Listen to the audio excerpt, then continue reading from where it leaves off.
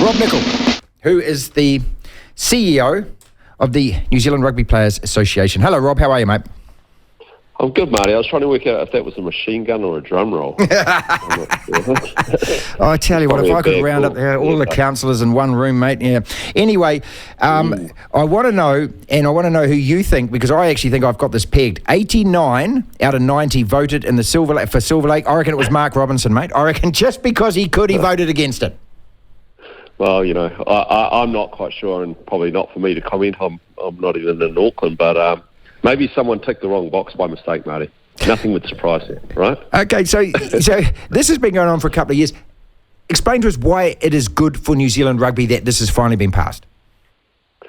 Yeah, look, I think if you take it back to what the aspirations were when New Zealand Rugby challenged their model, if you like, and the challenges they identified is that for New Zealand to compete on the global stage in rugby, we have to reach fans outside of New Zealand. We're just not big enough. And we have to be able to commercialise the game off the back of that fan engagement. We're just not big enough, basically. And so it's about global reach. And they acknowledged they didn't have the capability to really nail that strategy. You get the fans on board. You've seen this in F1. You've seen it in other sports that are going well. Then you get the media deals, and you get the sponsorship deals. You get the funds that can drive the game at all levels, and that's a really important point. And since rugby went professional, I think New Zealand rugby and rugby in New Zealand has defied the odds. Actually, I think we're the only kind of standalone professional sport that we've been able to retain our very top talent in down this end of the world that competes globally. AFL, NRL, both very Australian-centric sports, but football, basketball, all that talent goes to the States or Europe or somewhere else. So we've done pretty well, but if we want to keep doing that for the next 10 or 15 years, we've got to crack a global fan engagement and keep driving the commercial revenues. And so good on them for challenging their model and putting their hand up and saying we need the capability to do that. Then it was about how you go about doing it. You also had COVID, and if you want to grow, you're going to need a bit of capital to invest. And so all of that combined meant that you can go and find some capital. Capital is probably not the challenge. You can go out and find that capital. You can get it pretty cost effectively nowadays, but the issue was how to build capability, and you either back yourself to build that, or you partner with someone who can help you build it. And ultimately, New Zealand Rugby and the provinces said we want to partner with someone to do that, and that partner is also going to bring us capital. And so conceptually, we were like, okay, we understand where you're at. They presented the first option that they'd got to was Silver Lake, and history on the board, we said, well, we're not comfortable with this deal. We felt the economics weren't right. We felt the partnership wasn't as comprehensive as it could be. And we just weren't convinced. And ultimately, though, the reaction from Silver Lake and New Zealand Rugby was, well, let's get around the table and let's revisit it. And that's what we did. And everyone worked pretty hard, actually. It was a very constructive process. And where we got to was a deal that we looked at and said, you know what? If there's going to be a deal, this is the deal to do. The economics are right, the partnership's comprehensive. Silver Lake are investing in rugby in New Zealand, but we're also getting to co-invest alongside them in what they look to do in rugby outside of New Zealand. It's much more balanced partnership. New Zealanders get a chance to participate. We've got a good opportunity to buy them out when they choose to exit. And they have definitely got the connections and the capability, access to the capability that we need to build the capability within our game. So you package all that up, and you say, okay, if this is the deal, this is the deal to do. And so we approved it. And by doing that, it's really important to note that it's not just, we're prepared to do this. It's like, not only are we prepared to do it, we are backing ourselves to play our role in nailing it. Okay, hang on. So this is Rob Nichol with us. So, and this is a really key point. And as I was speaking with you earlier, and I want you to explain this, because once you'd explained this to me, it made a heck of a lot of sense. The player's role is actually, it's a little bit more involved than what people like even me initially thought, even with all the information that I get. So just explain that. Yeah, look, I think what people in professional sport, a lot of it's about property rights and IP rights and how you commercialise those rights. And New Zealand Rugby and Rugby New Zealand own the All Blacks logo and names and jerseys and competitions, but the players own their own property. So what drives revenue at professional game is you bring the players' property, you combine that with the administration property, and then you take that and you commercialise it. And so the players are integral to this whole package, and that's the partnership we refer to in New Zealand as professional rugby. And so, it doesn't take a rocket science to look at any sport, and you know that when the athletes perform on the field, and that's our job, the athletes have to go out there and deliver performances. The administration's job is to take that property and commercialise it successfully, and they are able to do that a lot better if we deliver.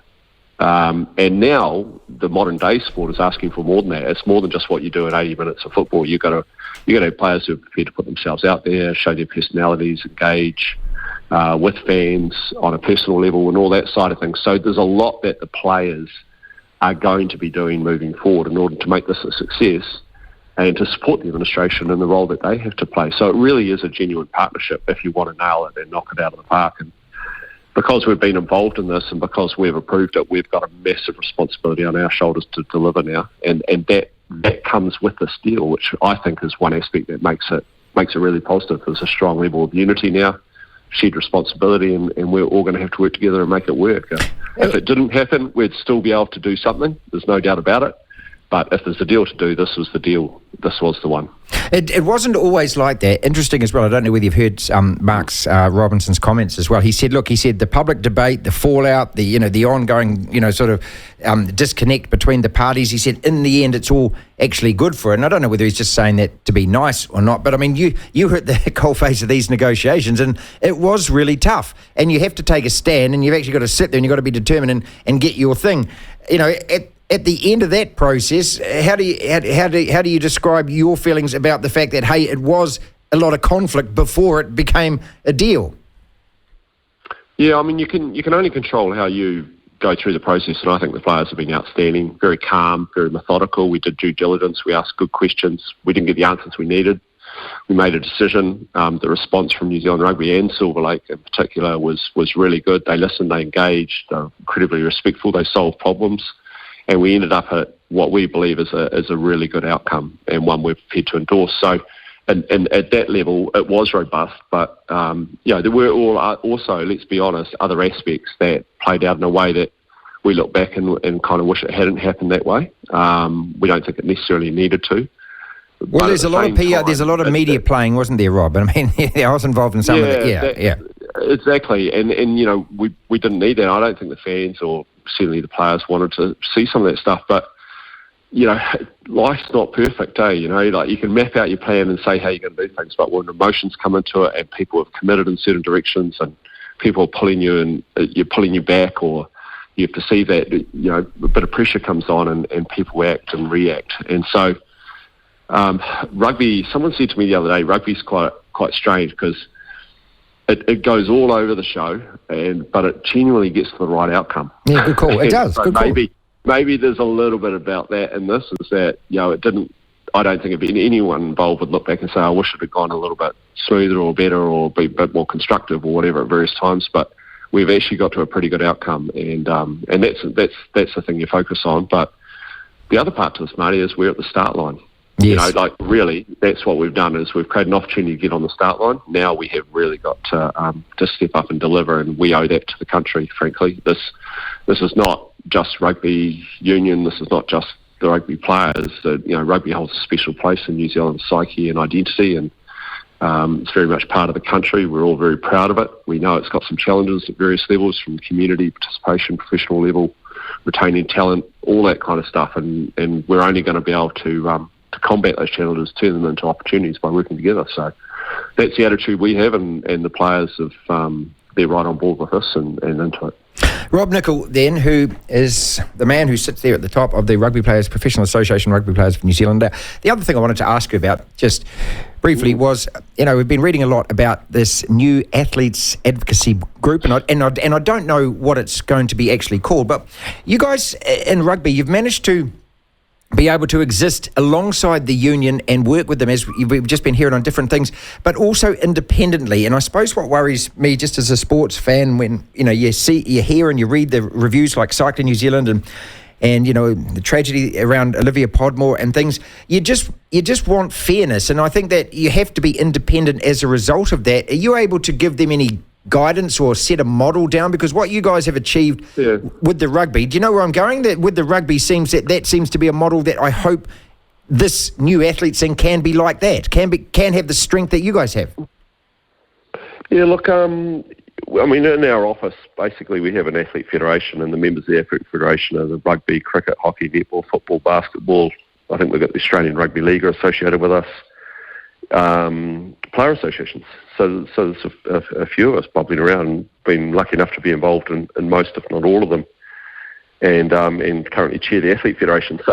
So it's kind of a little bit in the sweet spot at the moment, Marty. And there's a couple of things. One is the independent representation is really important, and it's important for the sport as much as it is for the athletes. So, what I've observed is that the administration, once they form a strong relationship with an independent athlete representative body, it provides a great conduit to work with the athlete group in an organised way, and in a way that really lets you zero in on what you're there to do and play your respective roles and nail that. And I think you have to see it as an opportunity. From the athlete side of it, whenever we set up each of the player associations, it wasn't about trying to get this or trying to get that. It was actually, at the heart of it, was about the athletes coming together and stepping up to play their part. Like, if they're not organised and they're not able to stand at the table alongside the administration of the game, then it's incredibly difficult to work with them, isn't it? Because where do you go? Who do you talk to? Yeah. So, the first and foremost, it's about the athletes taking responsibility, stepping up, getting organised so that they can be a worthy partner around the table. And that's the attitude we've always taken. And we've always had a fundamental belief that if the athletes are able to be empowered through that partnership, you're going to get a better result for the sport. And we've been lucky enough to see that over the years, I think, between cricket and netball and rugby, despite the professionalism of the game and the fact that we are New Zealand down the other end of the world. We've delivered some pretty special moments on and off the field over the last 20 odd years.